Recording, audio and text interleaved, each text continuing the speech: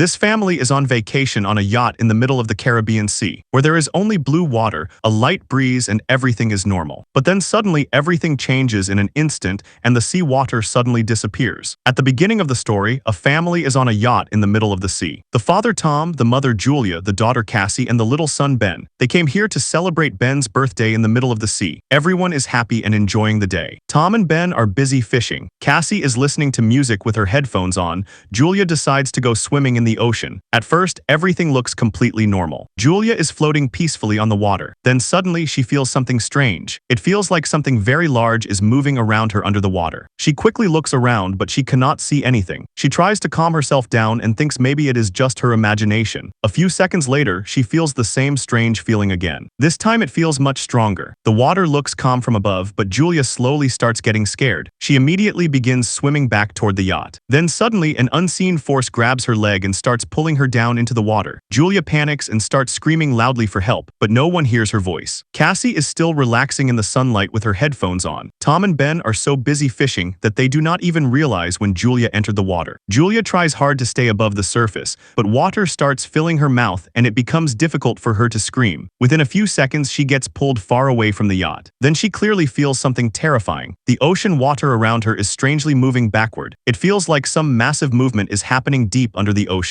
Even the equipment on the yacht slowly starts changing direction on its own. Julia keeps drifting farther away from them. Then, in a lucky moment, Tom hears her weak voice. He quickly turns around and sees Julia struggling in the water. Without wasting any time, he calls the kids for help. He tells them to move the yacht toward her and then jumps straight into the ocean. Tom swims quickly and reaches Julia. He holds her and both of them start swimming back toward the yacht together. On the other side, Ben starts the engine and brings the yacht closer to them. As soon as they get near, Ben and Cassie pull both of them back onto the yacht. Julia's life is saved, but the ocean still does not feel normal. After bringing Julia back up, the whole family tries to calm her down. She is still in shock, but she convinces herself that maybe strong waves caused everything. Tom gives everyone a clear warning that nobody will swim again without informing the others first. Cassie feels guilty because she was wearing headphones and could not hear Julia screaming. Everyone agrees with Tom. To make the mood better, the family starts preparing to celebrate Ben's birthday at night. Later, they cut the cake and for a short time, happiness returns to the yacht. But even now, the strange feeling in the ocean has not disappeared. Then suddenly, Cassie receives a video call from her boyfriend. She takes the laptop and walks outside near the edge of the yacht. On the screen, dark clouds can be seen covering the city. Her boyfriend warns her that the news is talking about something very unusual happening. Behind him, a massive storm can be seen moving closer very fast. Cassie gets scared after seeing this, but suddenly the video call starts glitching and the screen freezes. A few seconds later, the connection completely cuts off. Cassie quickly tells the whole family about it. Tom says that maybe the signal is weak because they are too far from land. But at that moment, everyone hears a strange sound coming from outside. They walk onto the deck and see a huge group of whales passing very close to their yacht. Tom explains that whales normally follow the Earth's magnetic field, but when a big disturbance happens in nature, they become confused. At the same moment, the yacht suddenly shakes very hard and Ben falls to the floor. Tom immediately feels that something has hit the bottom of the yacht. Without wasting time, he dives into the water to check underneath. After some time, he comes back to the surface, but there is a deep cut on his shoulder. Julia quickly gives him stitches. Tom explains that underwater, he felt like some massive creature was moving behind him. They then notice a huge dent under the yacht. The engine is badly damaged. Now the family is completely stuck in the middle of the ocean. Julia keeps trying the radio again and again. Cassie searches for phone signals, but all communication systems are completely down. Suddenly, Cassie screams after seeing a strange figure nearby, but it turns out to be Ben wearing a mask and trying to prank everyone. Then a broken voice starts coming through the radio, but the signal is so unclear that nobody can understand anything. At the same time, something appears on the radar and a strange high-pitched sound fills the air. The whole family quickly runs outside. Then they stand there in complete shock after seeing giant balls of fire falling from the sky. At first, they think those objects are meteors. Everywhere they fall, huge explosions happen. One object crashes into the ocean very close to their yacht. Tom immediately tries to start the engine. The engine barely works. But then another object hits nearby again. The yacht shakes violently and the whole family tightly holds onto each other. In that moment, Tom realizes these are not meteors, they are satellites. And if satellites are falling from the sky,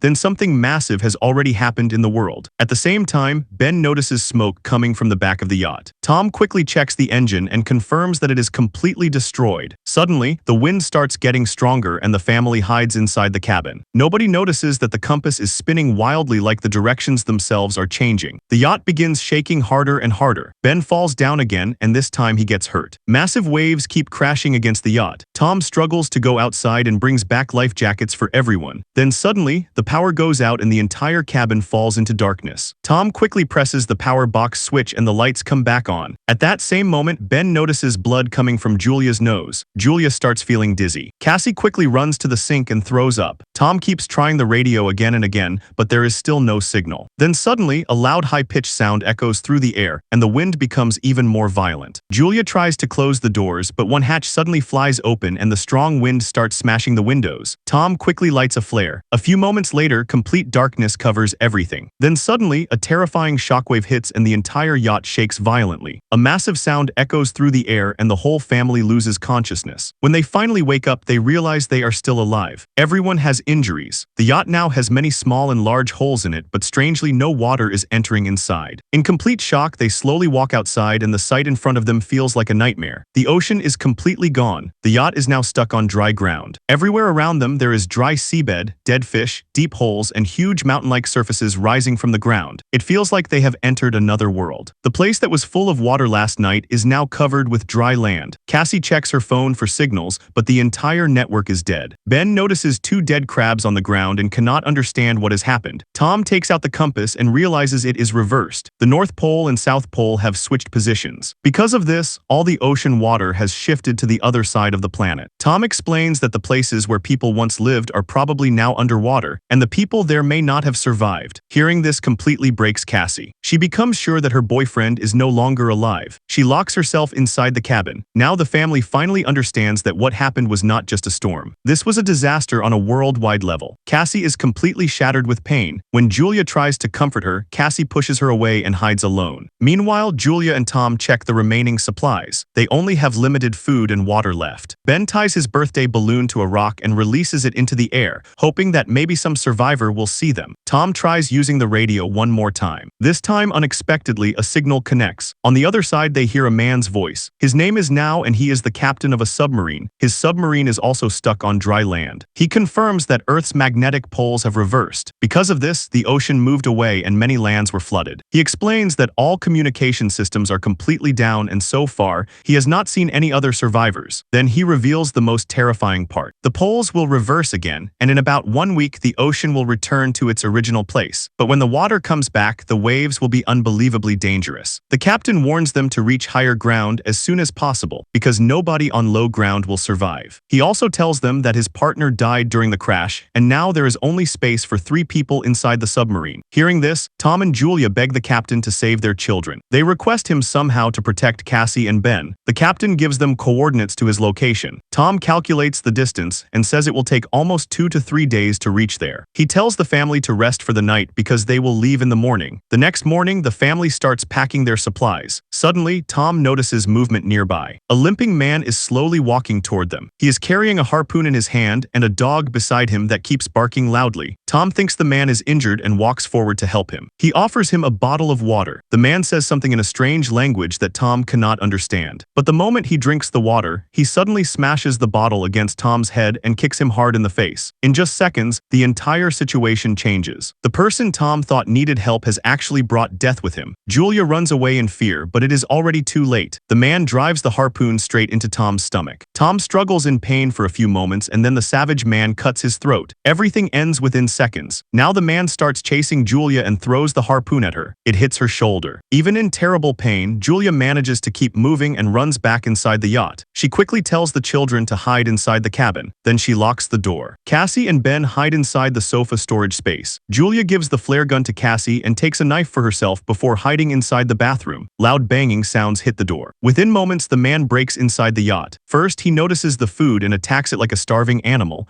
Then he starts searching the entire yacht. Finally, he walks toward the bathroom. But Julia has already escaped through a small hole. The man thinks she has run away, but then his dog notices Julia and starts barking loudly. The dog attacks her and Julia is forced to stab it with the knife. Hearing the dog scream, the man rushes outside. When he sees the dead body of his dog, he becomes furious. At the same time, Julia climbs onto the other side of the yacht and tries entering through a broken window, but the man reaches there before her. He grabs Julia and punches her hard in the face. Julia falls to the ground. She grabs furniture and tries protecting herself, but the man kicks her away. Then he steps on her wrist so she drops the knife. He grabs her by the hair and smashes her face against the floor. After that, he throws her onto the sofa and starts choking her. The children hiding inside the cabin are watching everything in fear. Then suddenly, Cassie gathers courage and fires the flare gun. The flare hits the man directly. His body catches fire and flames quickly start spreading across the yacht. The children finally get a chance to escape and run outside. Julia gets back up, kicks the man away, grabs the map and bags and escapes with the children. When they reach outside, Ben and Cassie fall beside their father's dead body. All three of them cry together and hug Tom one last time, but the danger is still not over. The burning man suddenly comes back out of the yacht again. The family starts running once more. Only moments later, the burning yacht explodes in a massive blast. After running some distance, they stop for a moment at a small safe area. Ben blames himself and thinks the balloon may have helped the man find them. Julia comforts him and says none of this is his fault, but then she notices that the killer is still following them. The three of them begin running again. On the way, near a dried pond, Ben stops after seeing a dead hammerhead shark. Everywhere around them, dead sea animals and plastic from the ocean floor are scattered across the land. The world no longer looks normal anymore. While escaping, they finally reach an area filled with poisonous water. They are forced to cross through it. By the time they get across the toxic ground, they are completely exhausted. Julia notices that Ben is close to dehydration. When she checks the water bottle, she is shocked because almost all the water is gone. Cassie realizes that maybe she forgot to close the bottle properly. Julia angrily shouts at her. Cassie is already emotionally broken and says maybe none of them are going to survive anyway. The two begin arguing, but they continue moving forward. Soon they notice a crashed airplane ahead of them. At first they become scared, but inside there are only a few birds. They decide to spend the night inside the plane. They share some small snacks together. Julia then finds a family photo inside Tom's jacket. The moment she sees it, her heart breaks again. Cassie quietly asks how her parents first fell in love. Julia smiles softly and explains that Tom was once her patient. One day, he confessed his love with flowers and a small poem. Sitting together inside the dark airplane, the three finally realize that their old world is gone forever, and their real survival has only just begun. Late at night, Cassie walks outside the plane, maybe just to get some fresh air. But in the darkness, the same terrifying man suddenly appears again. He tries grabbing her from behind. At that exact moment, Julia attacks him from behind. This time there is no fear on her face, only anger. She keeps stabbing him with the knife again and again until the man finally stops moving forever. Cassie is shaking in fear, so Julia hugs her tightly and calms her down. For a moment, it feels like the danger is finally over. But the next morning, what they see is even more terrifying. On the dead body of that man, insects are crawling everywhere. There are deep bite marks all over his body, as if something ate him from the inside. Then, as they move closer, small crabs begin crawling out of his mouth. Now it becomes clear that humans are not the only danger in this place anymore. A few hours later, Julia and Cassie are checking the map while Ben slowly walks away from them. He notices a small pond and bends down to drink the water without thinking. Julia immediately screams and runs to pull him back. She explains that unknown water could be poisonous. The heat keeps getting stronger and stronger. They cover their heads with clothes to protect themselves from the sun. Ben's condition starts getting worse and he begins feeling dizzy. Soon they find some old broken chairs and Julia makes a temporary shelter for them. She gives Ben an injection and decides they will stay there for the night. The next morning, Julia hears a strange sound. She looks outside and sees a giant swarm of crabs moving toward them from a distance. She quickly wakes the children and all three start running for their lives. While escaping, they spot a large cargo ship. 3 crew members inside are still alive. One woman wants to help them, but the other 2 men refuse. They shut the container doors and leave the family outside. The crabs are getting closer every second. Julia helps the children climb on top of a container, but when she tries climbing herself, one of the crabs bites her leg badly. The children pull her up just in time. From inside the container, gunshots can be heard. The crew members start firing at the crabs, but there are too many of them. Within moments, the creatures overwhelm them completely. Julia ties her wounds wound with a scarf and then loses consciousness. When she wakes up later, a massive sandstorm is raging around them. For a few terrifying moments, she cannot see the children anywhere. In panic, she grabs a weapon from a dead woman nearby and starts shouting their names. Then Cassie finally returns and explains that they went looking for help. Ben finds an open container where they can hide until the storm passes. Julia takes out Tom's lighter and burns her wound shut to stop the bleeding. The pain is unbearable, but she does not make a sound. After the storm ends, they discover another container. Inside, they find water bottles, a radio, and a gun. Now they finally have a small chance of survival, but they know they must move quickly because the danger crawling across the land is still out there. Julia contacts Captain Now again through the radio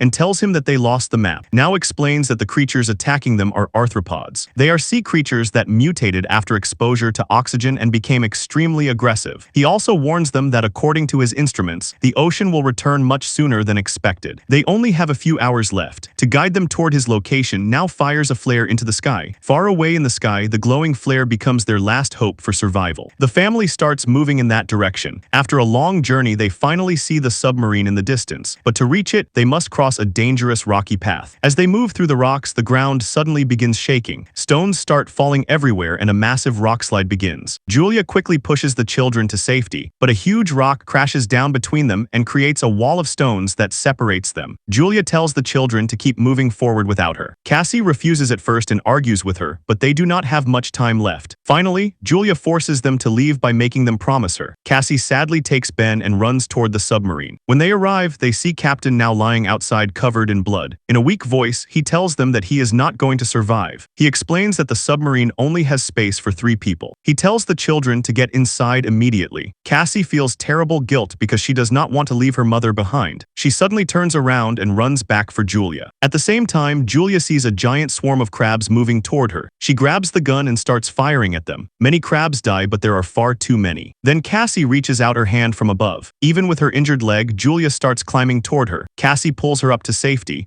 The two of them run together toward the submarine. Ben stands above them and keeps shooting so the crabs cannot get close. As soon as the family gets inside, Julia keeps firing until the very last bullet. When the ammo runs out, she throws the gun away and shuts the hatch closed. Outside, the crabs climb onto the submarine and start attacking its body. Then suddenly, the ground begins shaking again. The ocean is returning. In the distance, a giant wave hundreds of meters high races toward them. The 3 quickly fasten their seat belts and hold each other's hands tightly. The massive wave crashes into the submarine. Everything shakes violently. A loud high-pitched sound echoes through the submarine and the family loses consciousness once again. After some time, Julia slowly opens her eyes. Cassie and Ben also wake up. They are alive. When they open the hatch and look outside, the scene feels like the end of the world. The wave has carried the submarine into a destroyed city. Broken buildings, silent streets, and no sign of human life anywhere. But the 3 of them survived, and as long as they are breathing, there is still hope. And that's where the story ends. If you liked this video, please like it and subscribe to our channel to see more such videos. Thanks for watching.